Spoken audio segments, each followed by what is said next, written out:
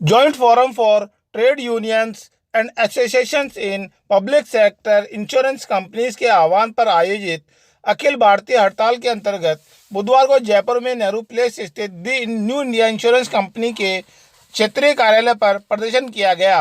इसमें सार्वजनिक क्षेत्र की national insurance, new India insurance, oriental insurance और यूनाइटेड इंडिया इंश्योरेंस के कर्मचारियों और अधिकारियों ने हिस्सा लिया।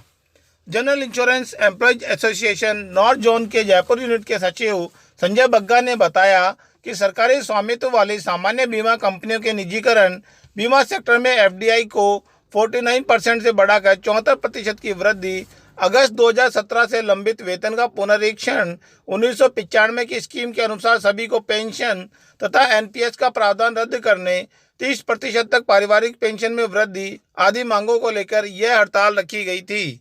श्री बग्गा का कहना था कि केंद्रीय वित्त मंत्री श्रीमती निर्मला सीतारमण द्वारा वर्ष 2021-22 के बजट भाषण में सार्वजनिक क्षेत्र की सामान्य बीमा कंपनी के चालू वित्त वर्ष में पूर्ण निजीकरण की घोषणा ने बीमा लाभ प्राप्त करने वाली जनता के बड़े हिस्से के साथ साथ 4 सार्वजनिक क्षेत्र की बीमा कंपनियों के कर्मचारियों और अधिकारियों को निराश किया है।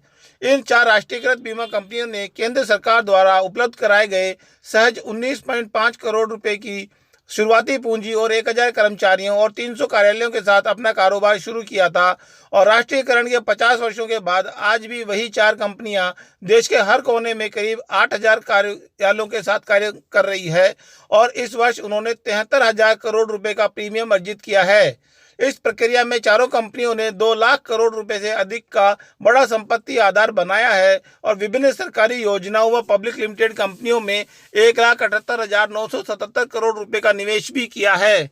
उन्होंने सरकारी योजनाओं को भी वित्त पोषण किया है और देश के बुनियादी ढांचे को बढ़ावा देने के लिए भी भारी मात्रा में निवेश किया है। इन कंपनियों ने हमारी आबादी के अत्यंत गरीब और सीमांत वर्गों को लाभान्वित करने के लिए अब तक 10 लाख करोड़ की बीमा पॉलिसी बेची है। 4 कंपनियों ने सफलतापूर्वक प्रधानमंत्री सुरक्षा बीमा योजना, व्यक्तिगत दुर्घटना बीमा योजना को मात्र 12 रुपए की प्रीमियम में 2 लाख रुपए का बीमा उपलब्ध कराया है।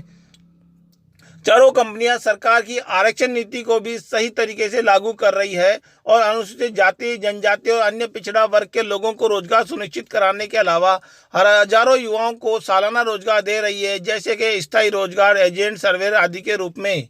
श्री बग्गा का कहना था कि इन बीमा कंपनियों का निजीकरण दलित समुदाय को रोजगार से वंचित करेगा और आरक्षण नीति को भी कमजोर करेगा।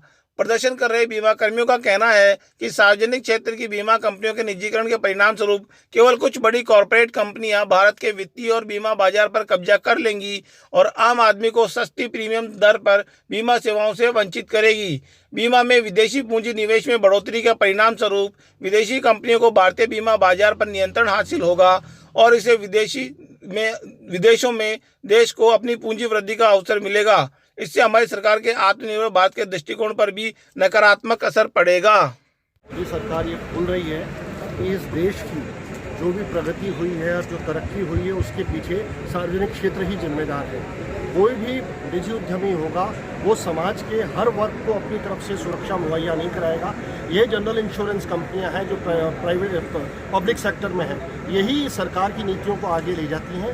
हमें यह समझ में नहीं आता है कि सरकार हर चीज़ को नफ़ा और नुकसान की तराजू में क्यों तोलना चाह रही है, जबकि यह सरकार ये भूल जाती है कि अपनी योजनाओं को अंगीकार अमली जामा पहनाने के लिए इसी पब्लिक सेक्टर का वो सहारा लेती है। एज ए एसोसिएशन हमारे पास में किसी भी चीज़ को विरोध करने के सिर्फ 2 तरीके हो सकते हैं, या तो हम इशू को लिटिगेट करें या एजिटेट करें। अब लिटिगेट हम नहीं करना चाहते हैं, हम अपना जो आवाज़ को बुलंद करना चाहते हैं एजिटेशन के माध्यम से हम बुलंद करना चाहते हैं। और इस सरकार को ये भूल जाना चाहिए कि इस लोकतंत्र में अधिनायकवादी तरीके से काम करके लोगों की जो सदिच्छाएं हैं, जो लोगों का जेन्युइन डिमांड्स हैं, उनको बहुत लंबे समय तक नहीं रोक सकेंगे। हम इस सरकार को, हमारे संघर्ष को जितना आगे ले जाना होगा उतना आगे ले जाके मजबूर करेंगे कि वो हमारी मांगों को माने, क्योंकि हमारी मांगें पूरी तरह न्यायोचित हैं। आज हम क्या डिमांड कर रहे हैं? हम डिमांड ये कर रहे हैं कि हमारा वेतनमान का संशोधन किया जाए, जो कि 5 साल की अवधि के लिए होता है। जो हमारे से मेमोरेंडम ऑफ अंडरस्टैंडिंग हुआ था वो 31 अगस्त 2017 तक के लिए था।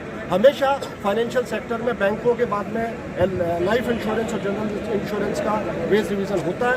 यह सरकार ही क्या ऐसा कदम क्यों उठा रही है कि हमारी बात को नहीं सुन रही है, जबकि इसी सरकार ने अपने केंद्रीय कर्मचारियों को वेतनमान देने के लिए 7वें वेतन आयोग को तुरंत जब ड्यू हुआ उससे पहले लागू कर दिया। तो हमारे साथ ये दोहरा रवैया